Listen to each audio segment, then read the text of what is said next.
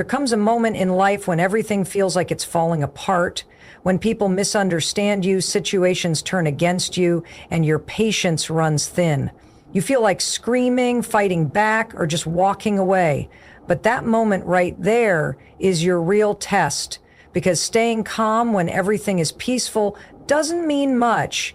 The true strength shows when you stay calm in the middle of chaos.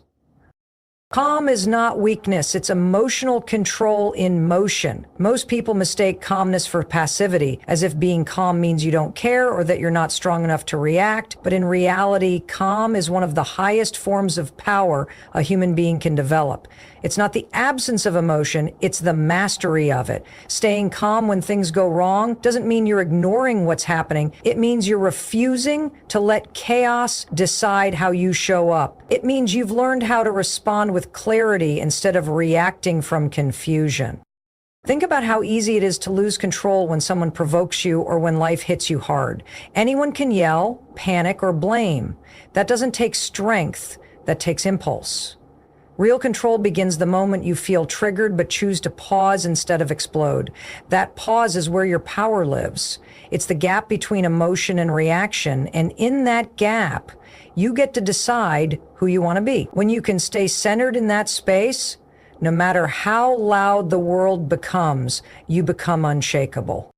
Calm doesn't come naturally to most people. It's something you build through awareness and discipline. It takes practice to breathe when your mind wants to spiral, to listen when your ego wants to argue, and to observe instead of overreact. That's not weakness. That's advanced emotional intelligence. The calm person is not the one who feels less. It's the one who understands their emotions enough to manage them. The person who stays calm in chaos is not detached. They're deeply aware, grounded, and intentional. They know that reacting emotionally might feel good in the moment, but it often creates more damage in the long run. Calm is not about pretending things don't hurt or that you're okay when you're not. It's about learning how to hold your pain without letting it control you. It's knowing that no matter what's happening around you, you still have the power to choose your response. That choice is what separates power from panic. When you stay calm, you gain clarity, and clarity allows you to make decisions that actually move you forward instead of keeping you stuck in emotional noise. People who have mastered calmness don't have easier lives. They just handle their storms differently. They've trained themselves to remain steady when everything around them shakes. They understand that reacting emotionally gives away their power, and they refuse to do that. Instead of matching the chaos, they set the tone. Their energy becomes a shield, not a weapon. So the next time you find yourself in a heated moment, remind yourself, staying calm isn't giving in. It's leveling up. It's you showing yourself that you're in charge, not your anger, not your fear, not your frustration.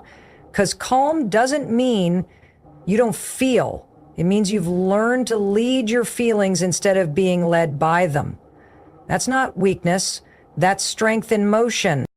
Your reactions define your strength more than your emotions. It's easy to believe that strength is about how much you can take, how loud you can be, or how firmly you can fight back. But true strength isn't measured in your ability to react.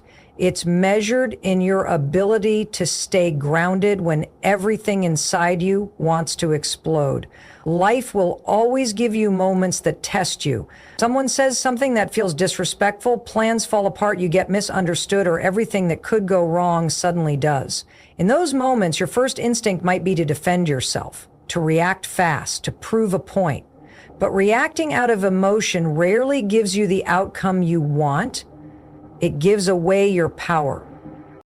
When you react, you're letting the situation control you. But when you pause, you control the situation.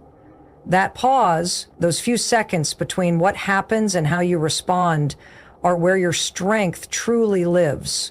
It's not about suppressing what you feel. It's about owning it.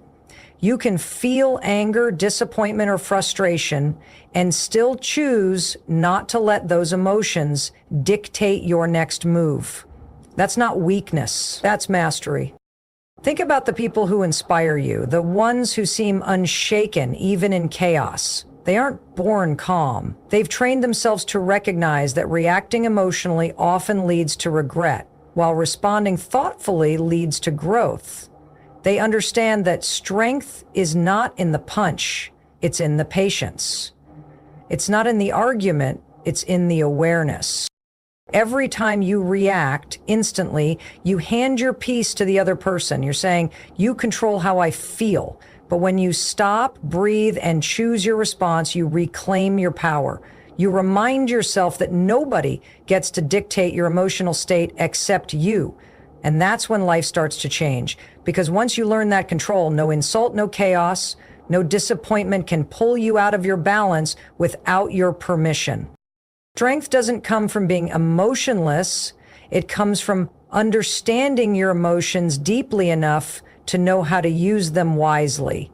Anger can teach you where your boundaries are. Frustration can show you what needs to change. Sadness can remind you of what matters most. But you only learn these lessons when you stop reacting long enough to listen. Your reaction is your reputation. People remember not what happened, but how you handled it. Did you stay composed when everything tried to break you? Did you respond with clarity when others lost control? Those moments define your strength far more than any emotional outburst ever could.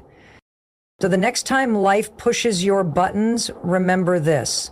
You can't always control what happens to you, but you can always control how you react to it. And in that choice between reaction and response is where your real power, your real growth, and your real strength live.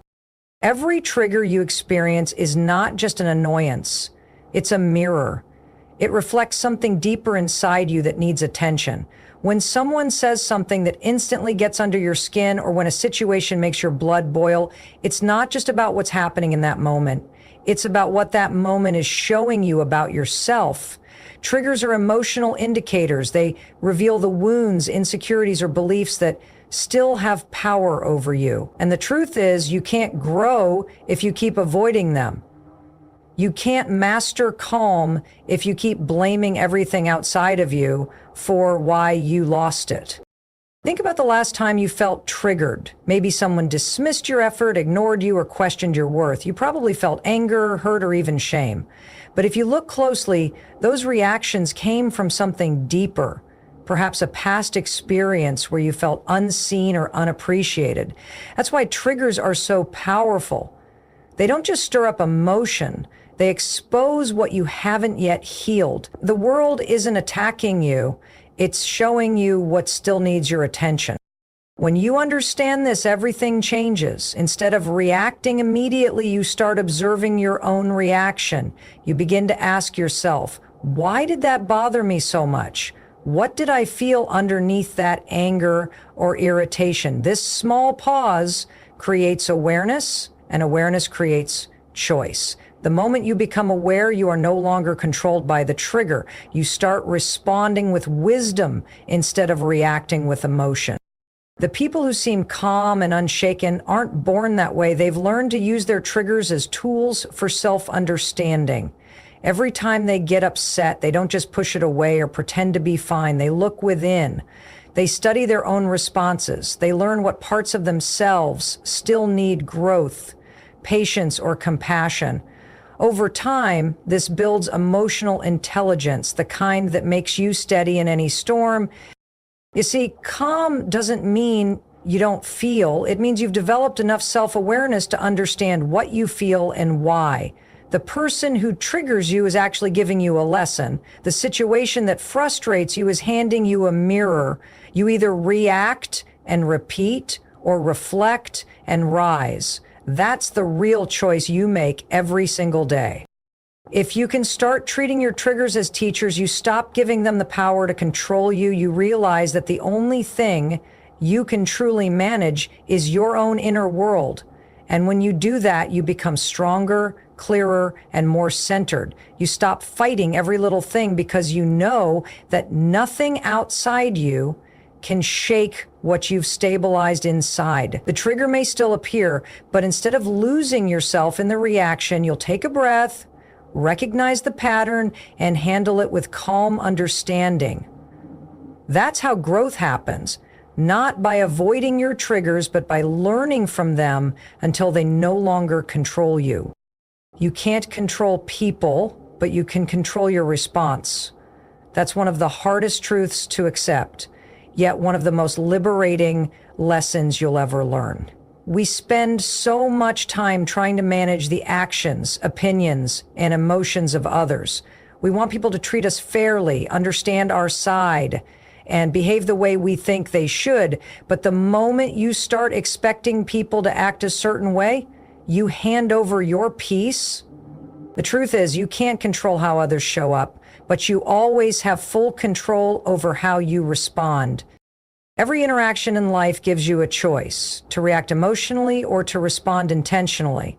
A reaction is automatic. It's raw, unfiltered emotion. It's the anger that bursts out when someone disrespects you, or the frustration that takes over when things don't go your way. But a response is conscious. It's calm, measured, and thought through. It comes from self-awareness, not ego. The difference between the two is power. When you react, you give your power away. When you respond, you reclaim it. Think about it. People will provoke you. They'll misunderstand you, lie about you, ignore you, or treat you unfairly. But their behavior says nothing about you. It reveals who they are. Your response, however, reveals who you are. That's where your strength lies. Staying calm doesn't mean you agree with what's happening. It means you refuse to let someone else's chaos drag you down to their level. It's not about pretending you don't feel hurt or angry. It's about choosing not to let those emotions control you. In every heated situation, you have a small window, a few seconds, where your brain gives you the chance to decide. That's the pause. That pause is everything. In that moment, you can breathe, assess, and remind yourself, I control me. That pause is where maturity lives. It's where emotional intelligence is built.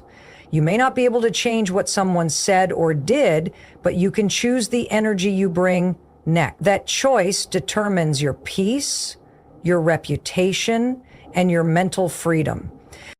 When you stop trying to control people, something incredible happens. You free yourself from the constant cycle of disappointment. You stop expecting others to handle things the way you would. You start accepting that people act from their own level of awareness, not yours. And that acceptance doesn't make you passive, it makes you powerful, because it shifts your focus from what you can't change to what you can. You stop being a victim of other people's moods, and you become the master of your own. The calm you seek comes from discipline, not luck. It's a decision you make over and over again to not take the bait, to not react to negativity, and to not waste energy on things outside your control. The moment you realize your peace is your responsibility, you stop handing it away so easily. You learn that control doesn't come from changing others, it comes from mastering yourself. And when you can do that, no one can shake you, no matter how hard they try. Breathing and pausing are tools, not cliches. Most people hear that advice, just take a deep breath and roll their eyes. It sounds too simple to matter. But the truth is, that single breath can change the entire direction of your reaction, your day, even your life. When everything around you is spinning out of control, that breath is your anchor to the present moment. It's the space between chaos and clarity. When you're angry or stressed, your body goes into survival mode. Your heart rate rises, your thoughts race, and your nervous system prepares for a fight. You're not thinking clearly, you're reacting automatically. But when you take a deep breath and pause, something powerful happens. You interrupt that emotional storm. You create a tiny window of awareness, and in that space, you get your control back. It's not magic, it's biology. A deep breath signals your brain that you're safe, even when your world feels like it's falling apart. It tells your nervous system to slow down, to release the tension, to think before you act. The pause is where strength lives. Most people react too quickly. They speak before thinking, decide before reflecting, and act before understanding. But the pause allows you to step out of that cycle. It's the moment where emotion meets reason. You start to see things as they are, not as your anger or fear wants them to be. You begin to notice that maybe the situation isn't as personal as it feels. Maybe that person's words are a reflection of their pain, not your worth. Maybe this challenge isn't meant to destroy you, but to shape you. And you can't see any of that unless you pause first. Breathing and pausing are not signs of weakness or hesitation. They're proof of self-mastery. Anyone can react. That takes no effort. But to pause, to breathe, to center yourself in the middle of conflict, that's control. That's awareness. That's emotional intelligence in motion. The calmest people aren't the ones who never feel angry. They're the ones who feel it, acknowledge it, and still choose not to be ruled by it.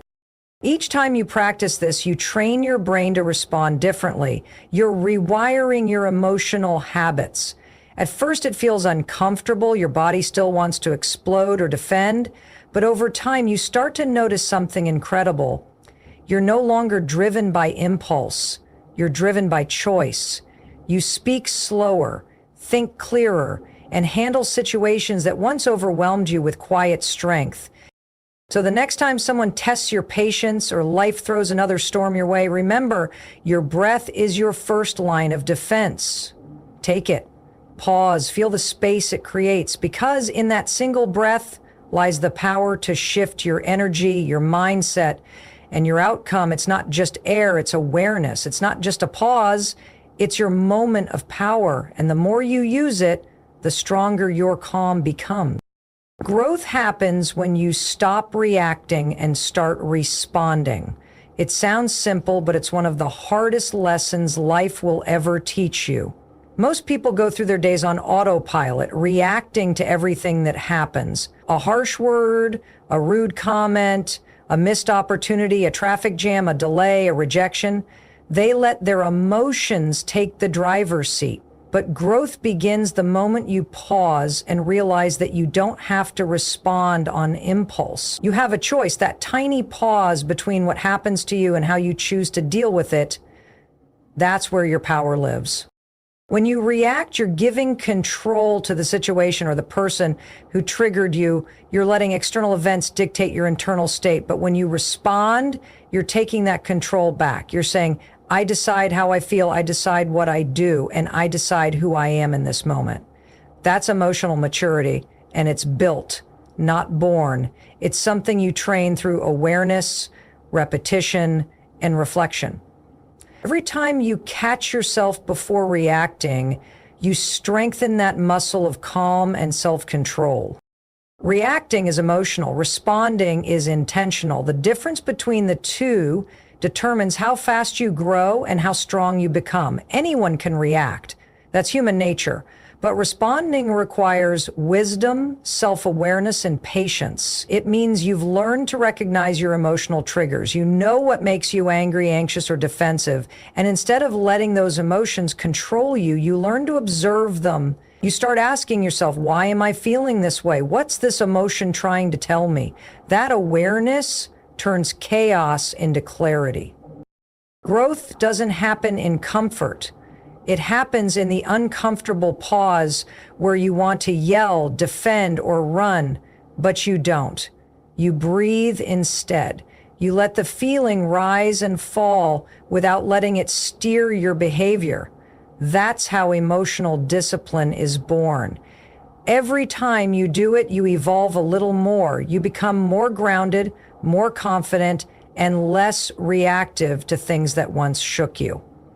You stop wasting energy on things you can't control and start focusing on what you can, your response. The truth is, calm doesn't mean you don't feel things. It means you feel everything deeply, but still choose your reaction consciously. You may still get angry or frustrated, but you don't let those emotions make your decisions. You give yourself time to think, to breathe, and to act with purpose. And with each deliberate response, you step closer to the best version of yourself, a version that's stronger, wiser, and harder to shake.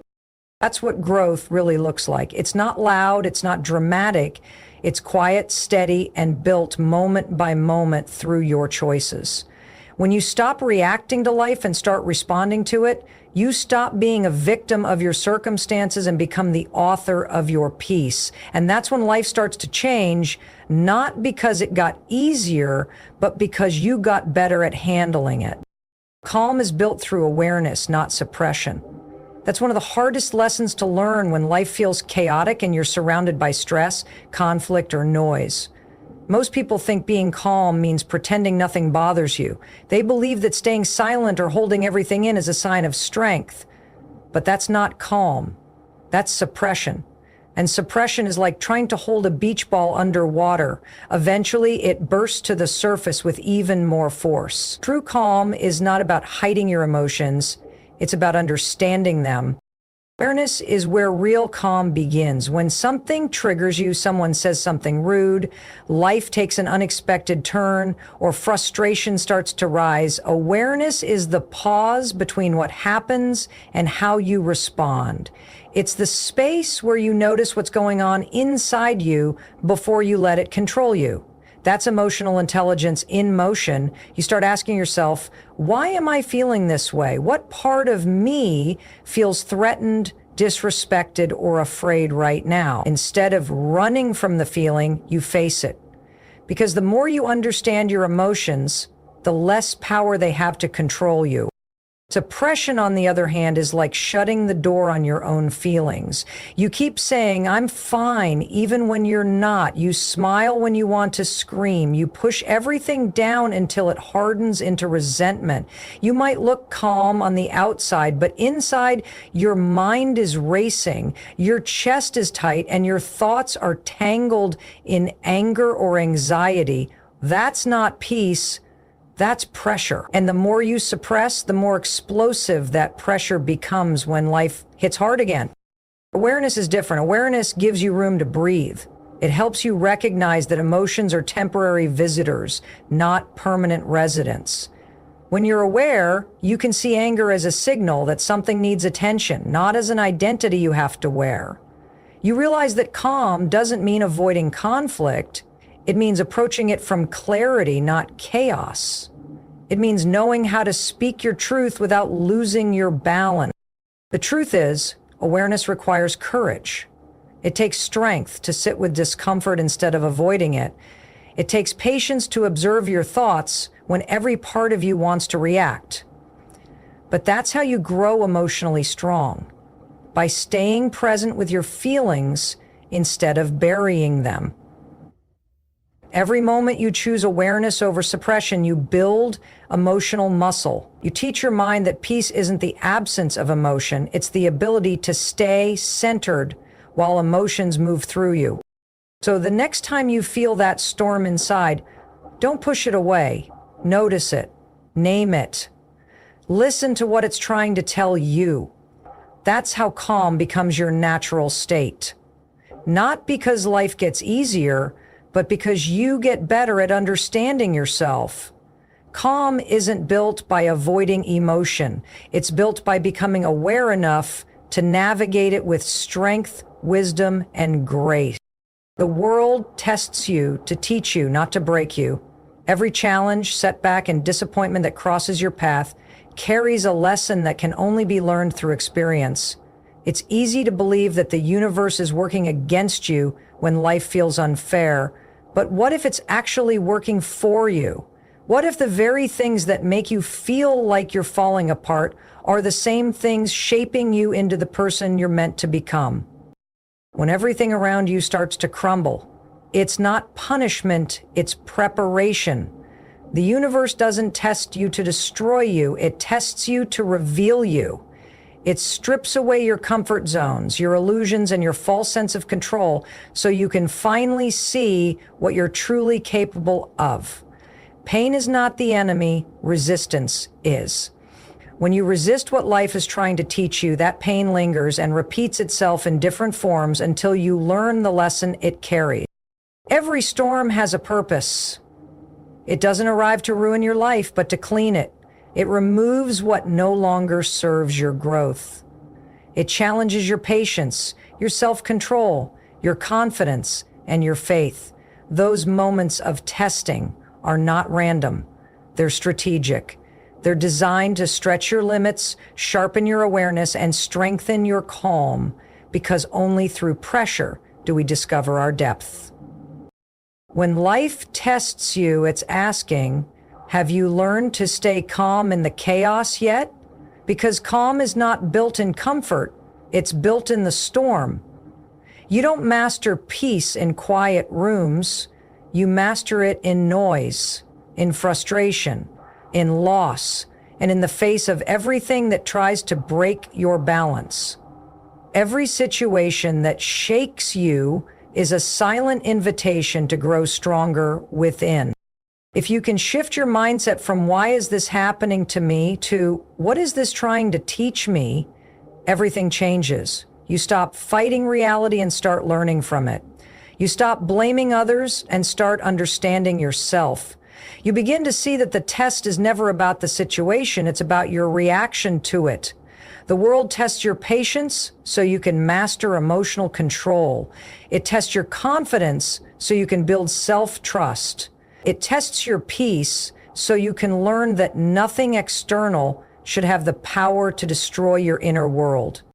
The people who seem unbreakable aren't born that way. They've just learned to see tests as teachers. They've been through chaos, pain, betrayal, and loss, and instead of letting it turn them bitter, they let it turn them better. They understood that calm is not about avoiding the storm. It's about standing tall in the middle of it and saying, this is hard, but it won't define me. So when the world tests you again, and it will, remember, it's not trying to break you, it's refining you.